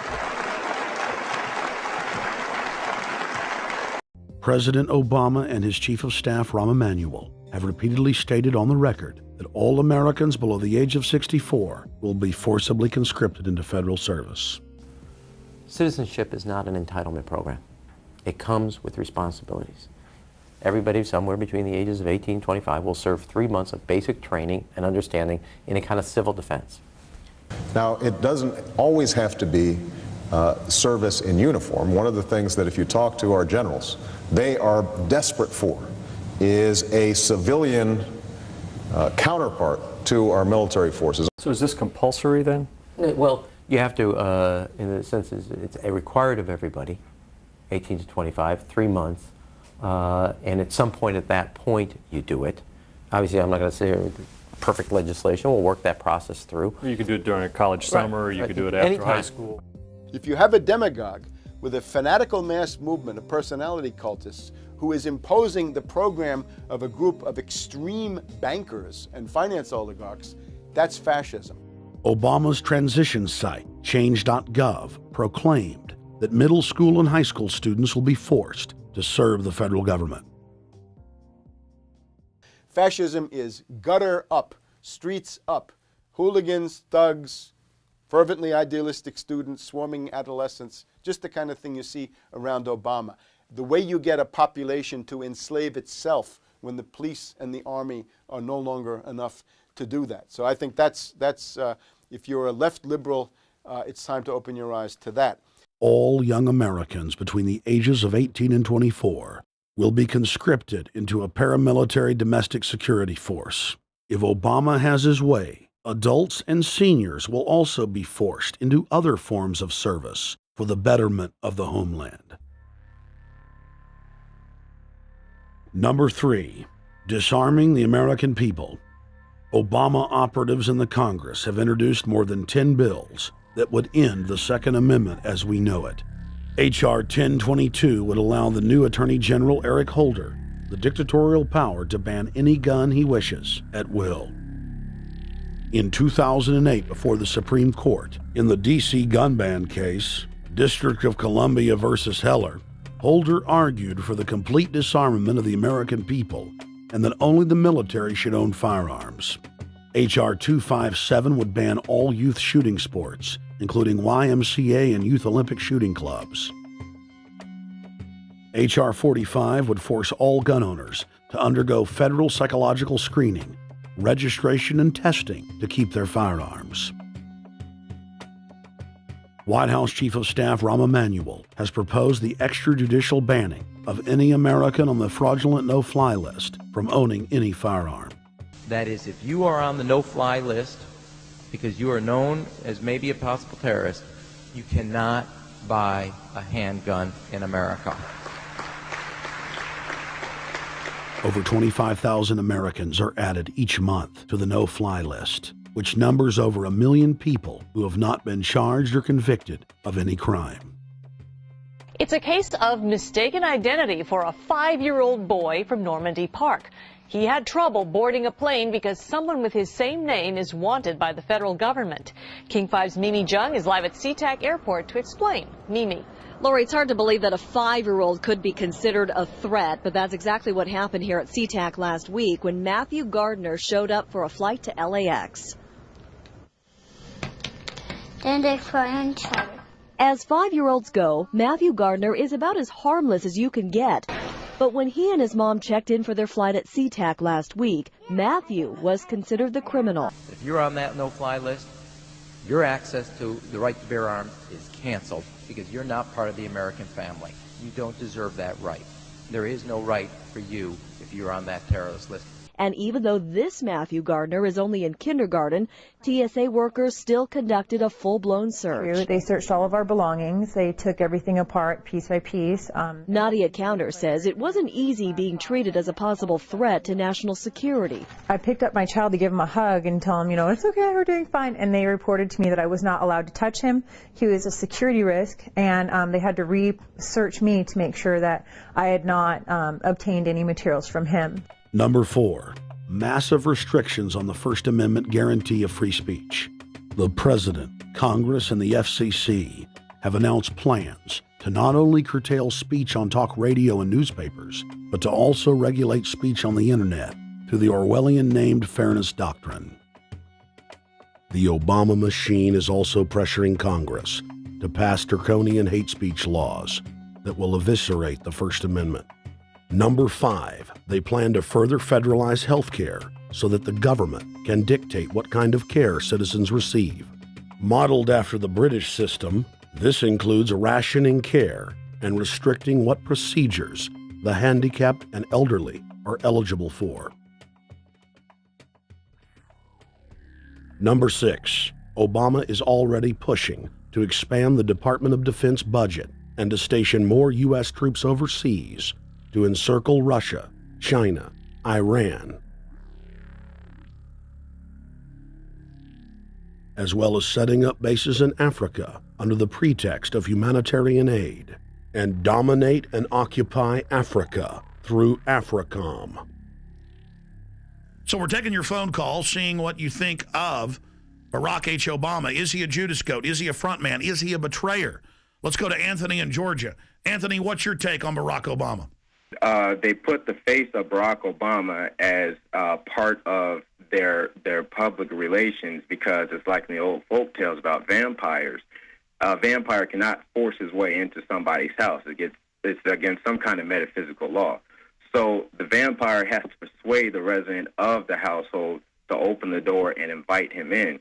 So they're going to look at the peephole at Barack Obama, which looks like them and appears to be on their side. They're going to say, okay, here's my ally. Let me open the door and let me let this person in.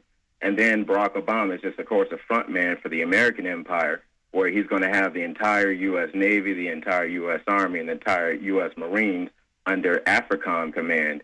And, of course, he's going to turn it into a new Iraq, and he's going to turn it into a new Afghanistan. Every operation that you see going on in Iraq and Afghanistan is going to propagate to the poor countries of Africa. And well, sir, I agree with you. Sir, I agree with you. They're looking to the people. They see a handsome, smiling African face. You know, he's all, hey, I'm from Kenya. And then it's a total bait and switch. But it's the same thing here in the United States where they would get sellout Native American chiefs to sell out their people. This is the oldest trick in the book.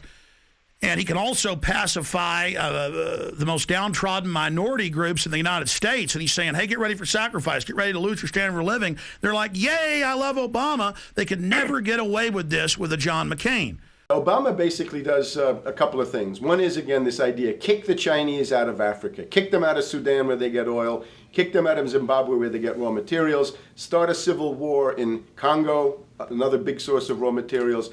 Al-Qaeda, an arm of the U.S. intelligence community, is now active in Algeria, Tunisia, Morocco. You've got a destabilization going on in Kenya around Odinga. That's Obama's cousin. This is a guy who has two children. They're Obama's niece and, nephew in a broad sense.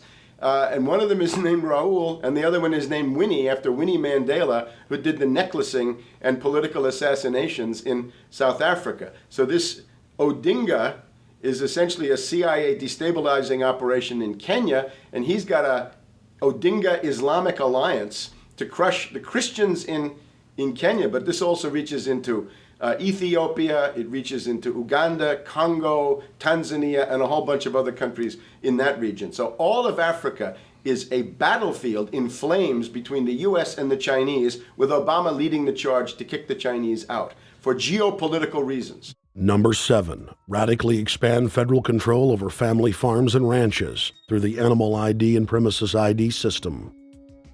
Number 8, accelerate the merger of the United States with Canada and Mexico under the Security and Prosperity Partnership.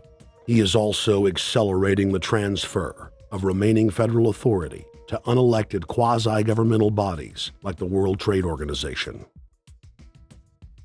Number 9, Obama must convincingly play the part of the president and convince the people of the United States that the buck actually stops with him. This is critical to the globalist master plan because in 4 to 8 years, Obama must take the blame, as Bush did, for the New World Order's horrific agenda. At that point, the elite will put a new puppet in the ceremonial seat of power and build him up as the savior, only to tear them down again. And so the process is repeated over and over. For their program to work, it is essential that the people not learn that the presidency is now nothing more than theater, because if they did, the people would stop looking at the pawns and start looking for the king. Through this system of deceit, the elite's criminal agenda can continue forever because the people waste all of their political energy debating the media spectacle instead of investigating the globalist agenda. Number 10, it's Obama's job to sell the public on globalist policies that aren't in the people's best interest. But the overlords have many salesmen. His most important function is to protect the criminal oligarchs from prosecution while they loot the economy worldwide, start new wars, and engage in torture. They're called Generation O, and they were the key to Barack Obama's White House win. During the campaign, Barack Obama used the internet like no other candidate before him, harnessing the energy of millions of his supporters. But the question now is, what to do with this young, eager, energetic army? This gives Barack Obama and his administration contact information for so many people, so next time he needs to push his legislation, he can contact all these people. Kennedy-esque. I feel as though this was like when John F. Kennedy was elected. Shouting, smiles, and tears. It was the scope of Obama's victory that was most impressive. I saw a photograph of Obama playing basketball. And I said, you know what? I see him as a leader, and that's the world that's in his hands. Own a piece of history, commemorating the day the world changed forever. His confident smile and kind eyes are an inspiration to us all. In summation, Barack Obama is a Madison Avenue created fad. All of the crazed Obama worship being pushed by the corporate media is scientifically designed to capture the public in a net of peer pressure mass euphoria. If the New World Order can just distract the public for a few more years, the elite can finish constructing their police state control grid. Now, a lot of times, we don't want to know the issue. Right. We don't want to know the issue. We feel, what do you call this thing where you get this false sense of gratification, but because a black man is in office, everything's going to be all right. No, everything's not going to be all right. Yeah. Until you look into the agenda and what the Democratic Party has been about, is about, and will be about, regardless if Barack Obama is the president or not. And that's real. Barack Obama is the perfect Trojan horse. He makes the people feel like they finally have a place at the table, even as he betrays them. I won't have to worry about paying my mortgage. Oh, it's such a blessing to see you, Mr. President. Thank you for taking time out of your day. Never in my life would think that this would ever happen. Sadly, many Obama supporters can't see what's right in front of their faces because they've already invested their very identity in this artificially created cult movement. Throughout history, it has happened over and over again. People turn their intellect over to cult of personality mass movements, and it's happening again.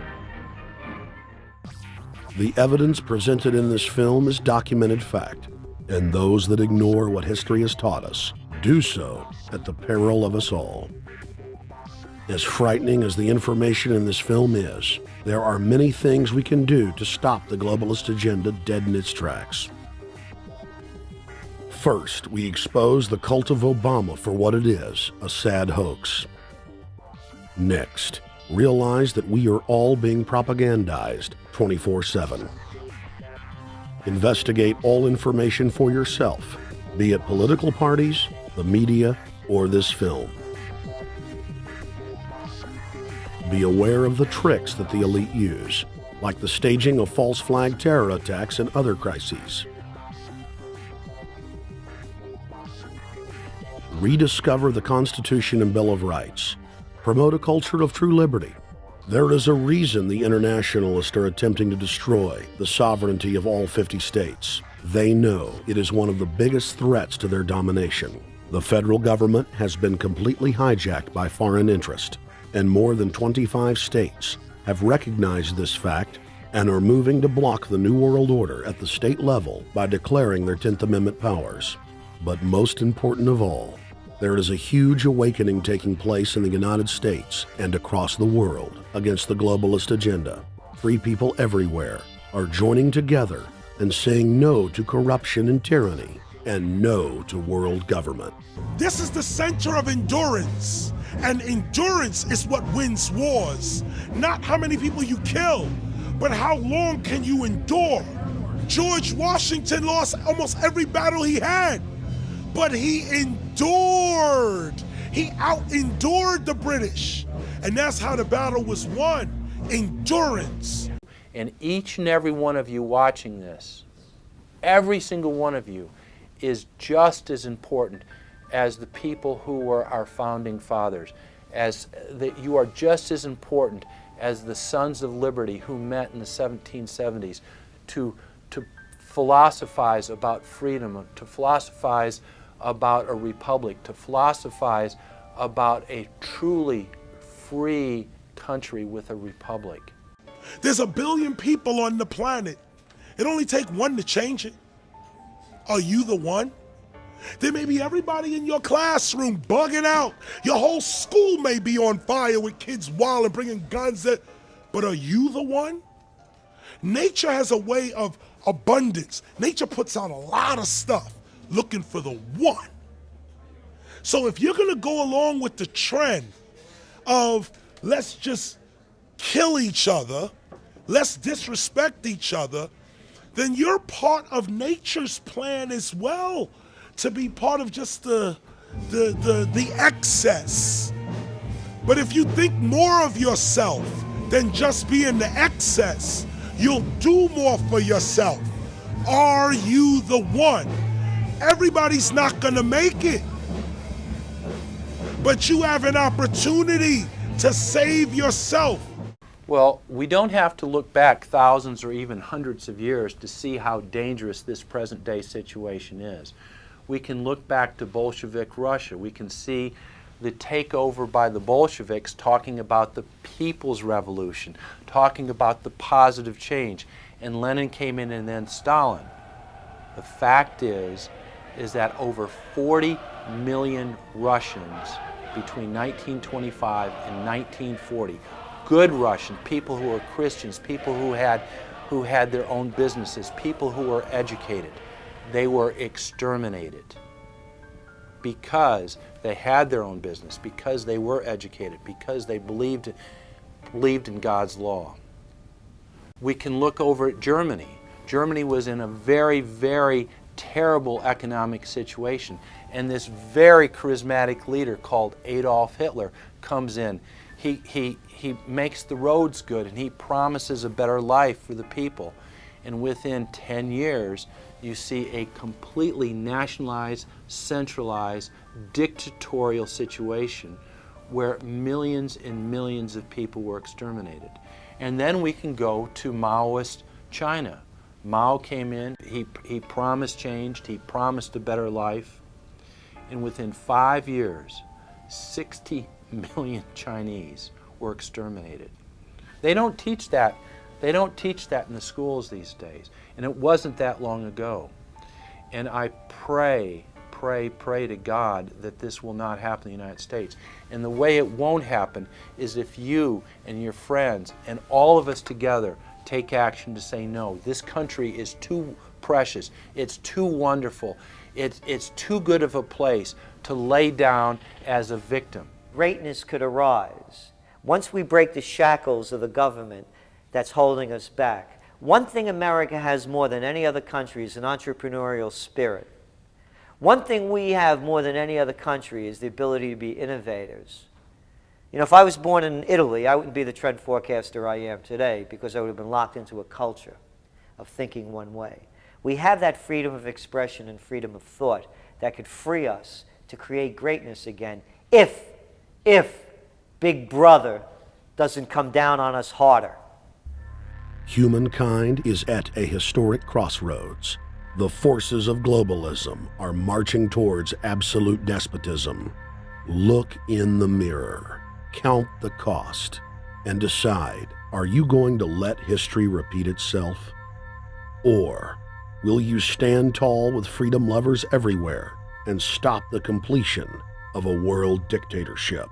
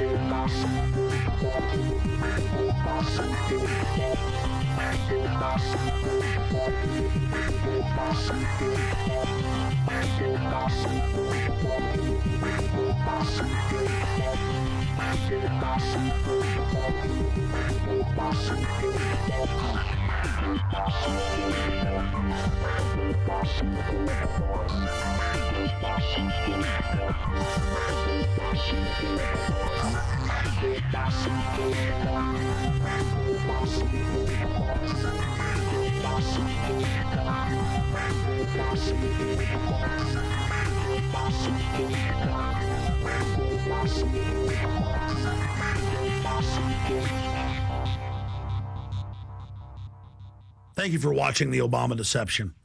I want to challenge all of you out there who are shocked by this film to take time out to research the claims of this documentary so that you will discover that we've told you the truth and that, frankly, it's far worse than we could even present here in the limited time we had.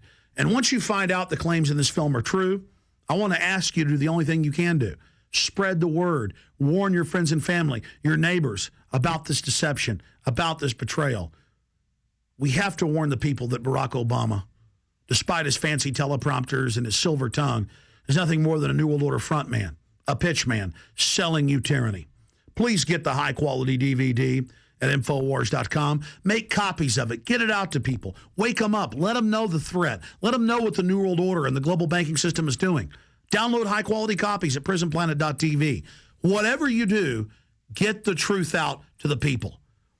Because as Thomas Jefferson said, all that evil men and tyrants need to flourish is that good men and women do nothing. So we cannot stand here idle while this treason is taking place, while this betrayal is unfolding. Thank you so much for watching The Obama Deception.